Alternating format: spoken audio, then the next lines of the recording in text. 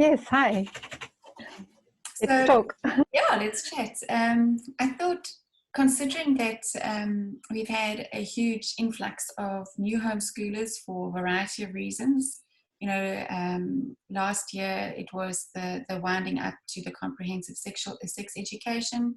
A lot of parents are wanting to rather tailor make their children's education. They're seeing gaps in the schooling, and then also with our current lockdown status.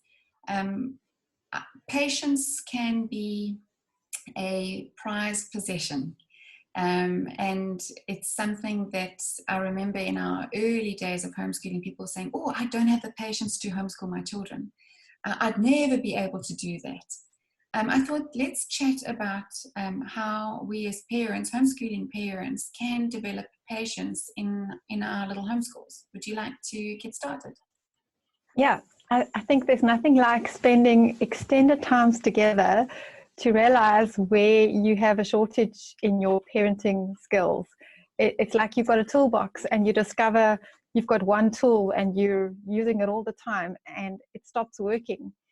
And you're forced to consider, what can I do? Because, it's challenging when children are out of control, or you're out of control because you don't have the patience to deal with them.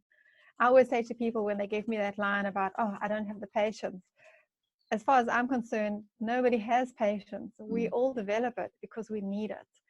And there's a proverb that says, "As iron sharpens iron, one man sharpens another." And I always think of those, I don't even know what the tool is called, but my dad always used to have a tool that he'd sharpen the carving knife against. Yes, yes. And it's that friction, and that's how blades are sharpened, through that friction, that our characters sharpened and honed to what they should be. And what I learned quickly was that, I had one effective sort of discipline tool. Let's call it a hammer. And you kind of hammer the kids and you manipulate them and you use that tool because it gets the quick result. But eventually you start to realize you're either damaging the relationship, or they just start to ignore whatever that thing is. They get so used to it, it becomes ineffective. And then you realize you need other tools. And I think the light bulb moment for me was realizing that I don't want to just change my kids' behavior. I want to reach their hearts so that when I'm not there, they're gonna do the right thing and make the right choices, especially as they grow older. Absolutely. I'll let you chip in now. Talk to us. I think you've got your iron sharpening iron analogy. I always look at relationships in a family being sandpaper, and just really rubbing off those rough edges in us. And it's when you resist that process that you become very unsettled as a mom. Going into homeschooling, going into parenting, we need to take off our rose-colored glasses. I think that's one of the biggest issues, that, our children are going to come home and then everything's going to be wonderful and it's going to be lovely. That's also one of the problems. I think that's kind of where I was at, everything's false expectations. Yes, yeah, and it's going to be wonderful, little house on the prairie, here we come. And that's not so. And then when you have that sort of image in your mind of how it's going to be, you have an expectation that is not being met. And in that place is where the frustration was for me. Yes, absolutely.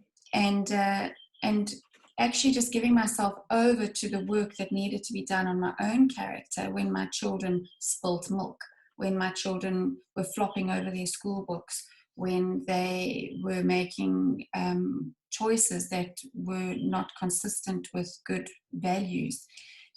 You give yourself over to that situation instead of fight what it is. Really live with what is going on right now. And then we need to respond, right? We need to say, what would be the correct response, like you're saying, to reach the child's heart in this situation? What is the correct response for me to have instead of frustration? And if we look at scripture, and it tells us what the fruit of the Spirit is, it tells us, clearly self-control is one of those things. And self-control is the opposite to impatience or a lack of control. And it's a growing thing to do. It's not something that just happens once, but eventually the third time the toddler has spilled the milk or something, and you realize, what's more important, teaching my toddler or freaking out because of the spilled milk? You can replace the spilled milk with anything. Yeah. So that's kind of where we got to, and allowing that work actually grew me up, helped me to grow as a mom and as a person. I think something that parents of little children often need to learn to differentiate is children. My mother always said to me, children naturally do foolish things. So they are clumsy, they spill milk, or they fiddle with things that they shouldn't. And sometimes it's naughty because you have told them not to, but they're curious, and things just, they do silly things. And we need to just recognize that and not think that it's a failure on our part when they do it.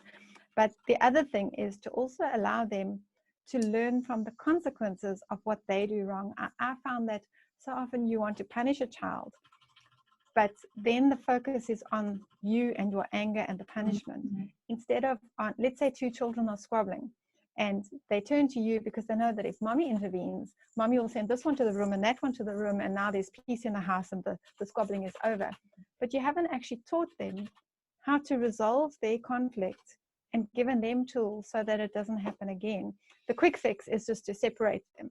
Yeah. And after a while, you use these quick fixes, and then you realize that the problem isn't going away because you're not training the heart. And so you have to sometimes point out to the child, if you don't share your toys, your sibling is going to fight with you. You're going to both be unhappy. I'm going to take it away. Or whatever the natural consequence is. If you lie to me, I'm not going to trust you anymore, and you're not going to be able to do X, Y, Z, whatever it is. And often if you show them those natural consequences of their own sin, that is punishment in itself. You often don't even need to add on punishment. It's just teaching them and directing them and training the heart. And that's actually what discipline is. It's teaching and instructing and sometimes punishing. But I found that as a younger parent, what I thought it was just punishing. And eventually you just realize you can't always punish your children. They just are children, and you've got to train them. And it was a mind shift for me to realize that training is more important than punishing. Yeah, so the principle that you're mentioning about the natural consequences, there was a term that we cottoned onto, which is double dipping. The natural consequence can be the punishment. There is no need for us to come and now double dip. To take that from sort of a toddler parenting sort of environment into homeschooling, the thing with impatience, when you're sitting with a child who doesn't want to work or is, like I said, flopping around over a school book, or not completing targets and goals that were created for them, I think it's important for moms not to react, but to respond. That was another catchphrase for me, is learning and saying to myself, okay, how do I respond to the situation instead of reacting? And that slowed me down so that I could also then assess what was truly going on. Is the child struggling because they had a late night, they're hungry, the work is too hard, the work is too easy? Am I placing false expectations on the kid? And by learning to slow down, put a guard over my mouth, and process what is truly going on here, and then responding correctly out of that place, really started to do the shift in our actual physical homeschooling days. The same way that you had that light bulb moment with your parenting and having more tools in your toolbox. And I think just in closing, we could say it's a process of developing patience with our children. It's not something that we just have. It's growing up in the maturity of us as women. Yeah, we all start out parenting as amateurs. And if you think about it, it's such an important job. And we have to learn on the job. It's also a great privilege. And it takes time. Absolutely. Well, that was lovely to chat about something that's close to both of our hearts, and we're still on the journey. Absolutely. Yeah. Haven't So arrived yet. have a lovely, lovely day further. Cheers. Bye.